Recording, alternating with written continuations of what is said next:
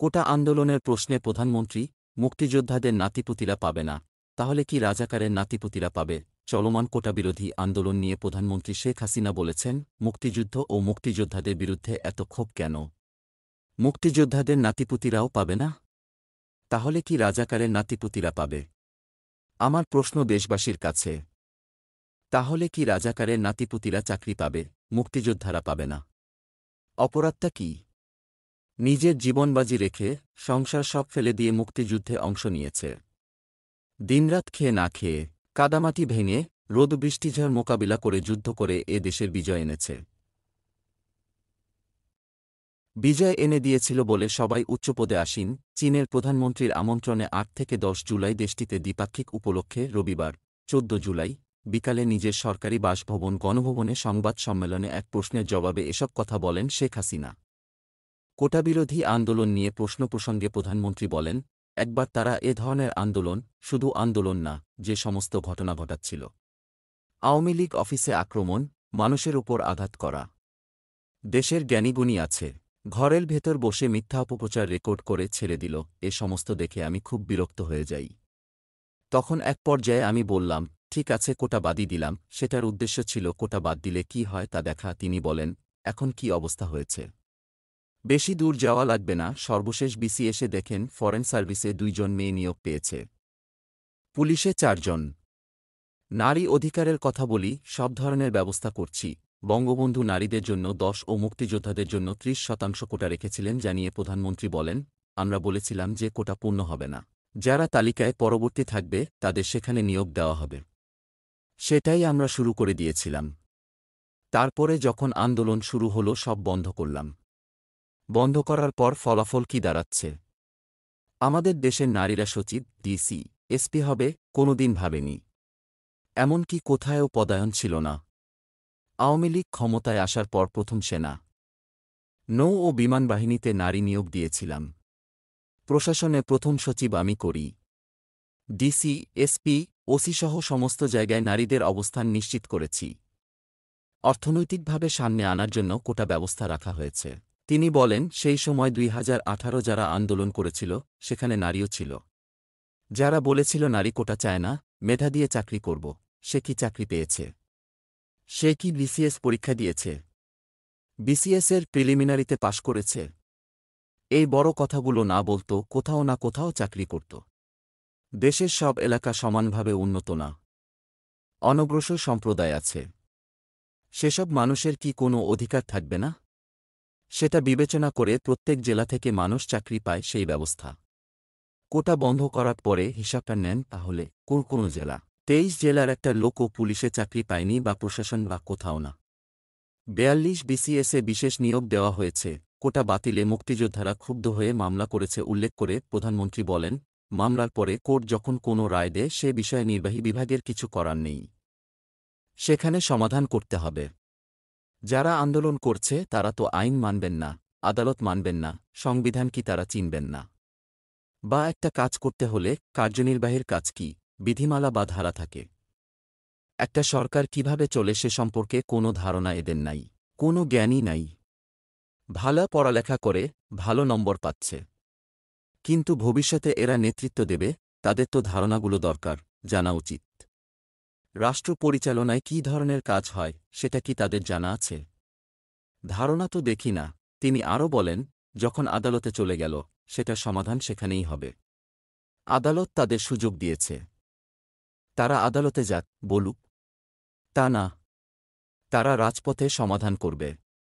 আমাকে বলছে, আদালত যখন কথা বলেছে, রায় হয়ে গেছে, সেই রায়ের বিরুদ্ধে আমার তো দাঁড়ানোর অধিকার নেই। সংবিধানও বলে না, সংসদও বলে না, কার্যপ্রণালী বিধিও বলে না, কিছুই না। যতক্ষণ পর্যন্ত আদালত থেকে সমাধান না আসবে ততক্ষণ আমাদের কিছু করার থাকে না। এ বাস্তবতা তাদের মানতে হবে। না মানলে কিছুই করার নেই। রাজপথে আন্দোলন করছে, করতেই থাকবে, তবে কোনো ধ্বংসাত্মক কাজ করতে পারবে না। যতক্ষণ তারা শান্তিপূর্ণ করে যাচ্ছে কেউ কিছু বলছে না। কিন্তু এর বাইরে যখন কিছু করবে, পুলিশের গায়ে হাত তোলা, গাড়ি ভাঙচুর, আক্রমণ করতে যায়, তখন তো আইন আপন গতিতে চলবে। আমাদের কিছু করার নেই, কোটা আন্দোলন করার আগে তাদের পরীক্ষার ফলাফল দেখা উচিত ছিল যে কোথায় তারা দাঁড়িয়েছে, যুক্ত করেন প্রধানমন্ত্রী। কোটাবিরোধী আন্দোলনের নেতৃত্বে মুক্তিযোদ্ধার নাতি, প্রাণনাশের হুমকি। কোটাবিরোধী আন্দোলনের চট্টগ্রাম বিশ্ববিদ্যালয়ের অন্যতম সমন্বয়ক তালাত মাহমুদের বাবার মুঠোফোনে হুমকি দেওয়ার অভিযোগ উঠেছে। এ সময় তালাত মাহমুদকে প্রাণনাশের হুমকিও দেয়া হয়। ৮ জুলাই বিকেলে নগরীর টাইগার পাস এলাকায় হুমকির বিষয়টি সময় সংবাদকে নিশ্চিত করেছেন তালাত। এর আগে রোববার ৭ জুলাই রাত ১০টা ২৫ তার বাবাকে হুমকি দেন। মুঠোফোনে হুমকিদাতা বলেছেন, আপনার ছেলে কোটা আন্দোলন থেকে সরে না দাঁড়ালে তার লাশ পাবেন। তালাত মাহমুদের বাড়ি নেত্রকোনায়। তারা নানা আব্দুল লতিফ একজন মুক্তিযোদ্ধা। তারপরও বৈষম্য দূর করতে এই আন্দোলন করেছেন তালাত। তিনি চট্টগ্রাম বিশ্ববিদ্যালয়ের নাট্যকলা বিভাগের ২০২৩-২৪ শিক্ষাবর্ষের ছাত্র। শুরু থেকেই তিনি চট্টগ্রাম বিশ্ববিদ্যালয়ের কোটাবিরোধী আন্দোলনের সঙ্গে যুক্ত। বর্তমানে তিনি বৈষম্যবিরোধী ছাত্র আন্দোলন চট্টগ্রাম বিশ্ববিদ্যালয়ের অন্যতম সমন্বয়কের দায়িত্বে আছেন। হুমকির ঘটনার বর্ণনা দিয়ে তালাত সময় সংবাদকে বলেন, মুঠোফোনে আমার বাবাকে ফোন দিয়ে হুমকি দেয়া হয়েছে। ওই হুমকিদাতা আমার বাবাকে বলেছেন, আপনার ছেলে যদি কোটা আন্দোলন থেকে সরে না দাঁড়ায় তাহলে তার ক্ষতি হবে। তার লাশ পাবেন। তালাত মাহমুদ দাবি করেন, বিভিন্ন মাধ্যমে হুমকি দেয়া ওই ব্যক্তির পরিচয়ের ব্যাপারে নিশ্চিত হতে পেরেছেন। ওই ব্যক্তির নাম হৃদয় আহমেদ। হৃদয় আহমেদ ছাত্রলীগের কর্মী। তিনিও বিশ্ববিদ্যালয়ের নাট্যকলা বিভাগের ছাত্র। তিনি বিশ্ববিদ্যালয়ের শাখা ছাত্রলীগের উপপক্ষ চুজ ফ্রেন্ডস উইথ কেয়ারের সিএফসি কর্মী হিসেবে পরিচিত থাকেন। বিশ্ববিদ্যালয়ের শাহ আমানত হলে উল্লেখ্য, সরকারি চাকরিতে কোটা ব্যবস্থা বাতিল করে ২০১৮ সালের পরিপত্র বহাল রাখার দাবিতে লাগাতার অবরোধ কর্মসূচি পালন করছেন শিক্ষার্থীরা। তালাত মাহমুদ বলেন, ভয়ভীতি দেখিয়ে আন্দোলন দমিয়ে রাখা যাবে না। দাবি আদায় না হওয়া পর্যন্ত আমরা আন্দোলন চালিয়ে যাব। হুমকি দেয়ার এ ঘটনা ইতিমধ্যে আইনশৃঙ্খলা রক্ষাকারী বাহিনীর সদস্যদের জানিয়েছি। মুক্তিযোদ্ধা কোটা নিয়ে কটূক্তি। সাইবার আইনে মামলায় এনজিও কর্মী কারাগারে। মামলার বাদী মুক্তিযোদ্ধা সংসদ কমান্ডের হাকিমপুর উপজেলা শাখার সাবেক কমান্ডার লিয়াকত আলী। সরকারি চাকরিতে মুক্তিযোদ্ধা সন্তানদের ৩০% কোটা নিয়ে ফেসবুকে কটূক্তি করার অভিযোগে দিনাজপুরের হাকিমপুরে সাইবার নিরাপত্তা আইনের মামলায় একজনকে কারাগারে পাঠানো হয়েছে। বুধবার বিকেলে জাহাঙ্গীর আলমকে হাকিমপুরে তার বাড়ি থেকে পুলিশ গ্রেপ্তার করে। তিনি ধরন্দা গ্রামের মোখলেসুর রহমানের ছেলে। জাহাঙ্গীর পেশায় একজন এনজিও কর্মী। এর আগে তিনি হিলি স্থলবন্দরে চাকরি করতেন। মামলার বাদী মুক্তিযোদ্ধা সংসদ কমান্ডের হাকিমপুর উপজেলা শাখার সাবেক কমান্ডার লিয়াকত আলী। মামলার এজাহারে তিনি বলেন, সরকারি চাকরিতে কোটা নিয়ে মুক্তিযোদ্ধা ও তাদের সন্তানদের কটূক্তি করে গত ১৭ জুন ফেসবুকে পোস্ট দেন জাহাঙ্গীর। হাকিমপুর থানার ভারপ্রাপ্ত কর্মকর্তা ওসি দুলাল হোসেন জানান, ফেসবুকে মন্তব্যের কারণে জাহাঙ্গীরকে গ্রেপ্তার করার পর আদালতের মাধ্যমে কারাগারে পাঠানো হয়েছে। কক্সবাজার পৌর শহরের চাঁদনীঘাট ব্রিজ সংলগ্ন মুক্তিযোদ্ধা কমপ্লেক্স ও শিশু কানুন হাই স্কুলের পাশে চলছে হরিজন সম্প্রদায়ের এক ব্যক্তির জমজমাট মাদক ব্যবসা, যার মারাত্মক প্রভাব পড়ছে মুক্তিযোদ্ধা কমপ্লেক্স ও শিশু কানুন হাই স্কুলের কোমলমতি শিক্ষার্থীদের উপর। স্কুলের কোমলমতি শিক্ষার্থী, শিক্ষক শিক্ষিকা ও আশপাশে বসবাসকারী পথচারীরা মাতালদের আনাগোনা আর মাদকের গন্ধে নাকে ধরে এলাকা দিয়ে যাতায়াত করছেন। আর রাতারাতি মাদক ব্যবসা করে কোটিপতি হয়েছেন হরিজন সম্প্রদায়ের জসিম ওরফে প্রদীপ ভাস্কর। জসিম ওরফে প্রদীপের ঘরে প্রায়ই বসে চেয়ার টেবিল দিয়ে মাদকের আসর।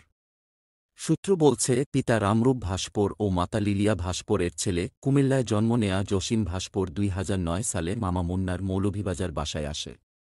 ২০১০ সালের শেষের দিকে জসিম নাম পরিবর্তন করে নাম রাখা হয় প্রদীপ। মৌলভীবাজার পৌরসভার ১ নং ওয়ার্ডের বাসিন্দা দেখিয়ে নির্বাচন অফিসে গিয়ে ভোট তুলে হয়ে যায় পৌরসভার ভোটার। সেই ভোটার আইডি কার্ড দিয়ে স্বাস্থ্য কমপ্লেক্সে সরকারি চাকরির আবেদন করলে তার চাকরি হয় পরিষ্কার পরিচ্ছন্ন কর্মী হিসেবে। মৌলভীবাজার থেকে যোগদান করেন কুলাউড়া স্বাস্থ্য কমপ্লেক্সে। চাকরির ১ বছর নিয়মিত মৌলভীবাজার থেকে যাতায়াত করলেও পরের বছর থেকে মাসে ১৫ দিনে একদিন কর্মক্ষেত্রে যান এবং ১৫ দিনের স্বাক্ষর একদিনে করেন। এ বিষয়ে নাম প্রকাশে অনিচ্ছুক স্বাস্থ্য কমপ্লেক্সের কয়েকজন বলেন, প্রদীপের সাথে এ বিষয়ে কথা বললে সে আমাদের হুমকি ধামকি দেয় এবং বলে আমাদের মত দিয়ে পুলিশের কাছে তুলে দিবে। তার সাথে পুলিশের শক্তি আছে। প্রদীপের জন্মস্থান কুমিল্লার সুইপার কলোনির হরিজন সম্প্রদায়ের কয়েকজন বলেন, প্রদীপকে আমরা চিনি না। আপনি যে ছবি দেখিয়েছেন সে হল্লে জসিম।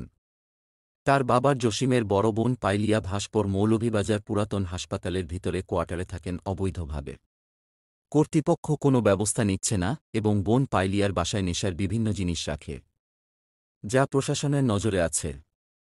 কিন্তু জসিমের টাকা শক্তির কাছে অনেকে কাবু। প্রায় ৩ বছর আগে জসিমের পিসির ঘরের ভাই কানাইয়া ভাস্কর জসিমের মাদক নিয়ে তার ঘরে ধরা খায়। সেই সময় তাকে জেলহাজতে নিয়ে গেলে কয়েকদিন পরে কানাইয়া জেলহাজতে মারা যায়। এ বিষয়ে সাবেক মুক্তিযোদ্ধা কমান্ডার জামাল উদ্দিন আহমদ বলেন, মৌলভীবাজার পৌরসভার ভিতরে প্রকাশ্যে মদ গাঁজাসহ নেশার জিনিস বিক্রি করে, এটা নিয়ে কেউ কথা বলে না। জসিম একটা আবর্জনা, তাকে পুলিশে কেন এখান থেকে সরায় না বুঝতে পারছি না। এটা তো তার বাড়ি না, আর যার বাসায় থাকে সেই বাসাও তাদের না। এই জায়গা হল সড়ক ও জনপথ এবং পানি উন্নয়ন বোর্ডের। এটা নিয়ে আমরা মামলা করেছি, আদালত আমাদের পক্ষ রায় দিয়েছে। তাই আমরা মুক্তিযোদ্ধার পক্ষ থেকে বলছি এবং প্রশাসনকে অনুরোধ করছি, আপনার এইখান থেকে জসিম নামের আবর্জনাকে পরিষ্কার করেন। এলাকার সামাজিক সচেতন সংগঠনের সাধারণ সম্পাদক রাজা মিয়া বলেন, আমাদের এলাকার পরিবেশ নষ্ট করছে, এলাকার যুব সমাজ নষ্ট করছে। তাই জসিমকে এইখান থেকে সরাতে হবে। এই জন্য আমরা এলাকার সবার কাছ থেকে গণস্বাক্ষর নিচ্ছি তার বিরুদ্ধে ব্যবস্থা নেয়ার জন্য। ৭ নং চাঁদনীঘাট ইউনিয়নের ৩ নং ওয়ার্ডের মেম্বার সাদেক আলী বলেন, স্কুলের পাশে প্রকাশ্যে মাদক বিক্রি হচ্ছে, প্রশাসনকে বিষয়টি গুরুত্ব দিয়ে দেখা উচিত। মুক্তিযোদ্ধা কোটা বৈষম্য নয়, সাম্য ও ন্যায়ের বাস্তবায়ন। সরকারি প্রশাসনের নীতি বাস্তবায়নের ক্ষেত্রে মুক্তিযুদ্ধের পক্ষের লোক যেন না থাকে, সেই নীলনকশার কৌশলী পদক্ষেপ মুক্তিযোদ্ধা কোটার বিরুদ্ধে অপপ্রচার উল্লেখ করে মুক্তিযোদ্ধাদের সন্তান ও প্রজন্ম কেন্দ্রীয় কমান্ড কাউন্সিল বলেছে, মুক্তিযোদ্ধা কোটা বৈষম্য নয় বরং সাম্য ও ন্যায়ের বাস্তবায়ন। বুধবার রাজধানীর জাতীয় প্রেসক্লাবে মাওলানা আকরাম খাঁ মিলনায়তনে মুক্তিযোদ্ধার সন্তান ও প্রজন্ম কেন্দ্রীয় কমান্ড কাউন্সিলের আয়োজনে মুক্তিযোদ্ধা কোটা পুনর্বহাল, অপচার ও বাস্তবতা শীর্ষক এক সংবাদ সম্মেলনে এসব কথা বলা হয়। সংবাদ সম্মেলনে লিখিত বক্তব্য পাঠ করেন মুক্তিযোদ্ধাদের সন্তান ও প্রজন্ম কেন্দ্রীয় কমান্ড কাউন্সিলের সভাপতি ও কোটার পক্ষে রিটকারী ওহিদুল ইসলাম তুষার। তিনি বলেন, মুক্তিযোদ্ধা কোটা পুনর্বহালের আদালতের রায়ের বিরুদ্ধে ভুল তথ্য, গুজব প্রচার করছে স্বাধীনতাবিরোধী চক্র, যা আদালত অবমাননা ও ফৌজদারি অপরাধ। সংবাদ সম্মেলনে লিখিত বক্তব্যে বলা হয়, কোটা প্রথা কোনো বৈষম্য নয় বরং বৈষম্য দূরীভূত করে ন্যায্যতা ও সাম্য সৃষ্টি করে, যা সাংবিধানিকভাবে স্বীকৃত। ১৯৭৫ থেকে ১৯৯৬ পর্যন্ত যে শাসনকাল, সে সময় মুক্তিযোদ্ধা সন্তান নিগৃহীত ও বঞ্চিত হয়েছে রাষ্ট্রীয় সব ক্ষেত্র থেকে, যা তাদের সামাজিক, রাজনৈতিক এবং অর্থনৈতিকভাবেও মেধা থাকা সত্ত্বেও পিছিয়ে রেখেছে। ৯৬ থেকে ২০০১ সালে সরকারের আন্তরিকতা সত্ত্বেও প্রশাসনে স্বাধীনতা বিরোধীদের আধিক্য মুক্তিযোদ্ধাদের কোটা সুবিধা প্রাপ্তিতে বাধা হয়ে দাঁড়ায়। আর সে কারণেই মুক্তিযোদ্ধাদের দ্বিতীয় প্রজন্ম সেই কোটা সুবিধার বিস্তৃতি যৌক্তিক। এইসব অপচারের বিরুদ্ধে মুক্তিযোদ্ধাদের সন্তান ও প্রজন্ম কেন্দ্রীয় কমান্ড কাউন্সিল ধারাবাহিক কর্মসূচি পালন করবে বলেও সংবাদ সম্মেলন জানানো হয়। সংবাদ সম্মেলনে এ সময় আরও উপস্থিত ছিলেন মুক্তিযোদ্ধা Jamal Uddin, Bangladesh online activist forum বোয়াফ সভাপতি কবির চৌধুরী তন্ময়, সংবাদকর্মী ও অ্যাক্টিভিস্ট হাসান আহমেদ সহ আরও অনেকে।